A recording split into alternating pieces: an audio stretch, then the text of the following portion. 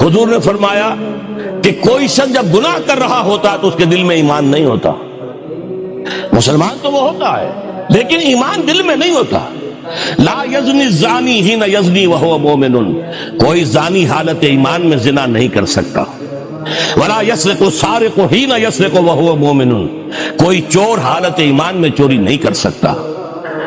ولا یشرب الخمر حین یشرب وہو مومن، کوئی شرابی حالت ایمان میں شراب نہیں پیتا. ایمان بھی ہو پھر بھی گناہ ہو جائے، پھر ایمان کی کیا قدر و قیمت ہے؟ ایمان نہیں ہوتا اس وقت، تبھی وہ گناہ کرتا ہے.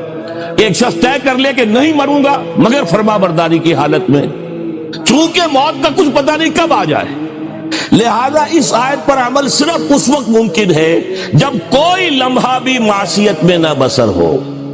تب یہ ہے کہ آپ کہہ سکتے ہیں کہ نہیں مروں گا مگر حالت فرما برداری میں.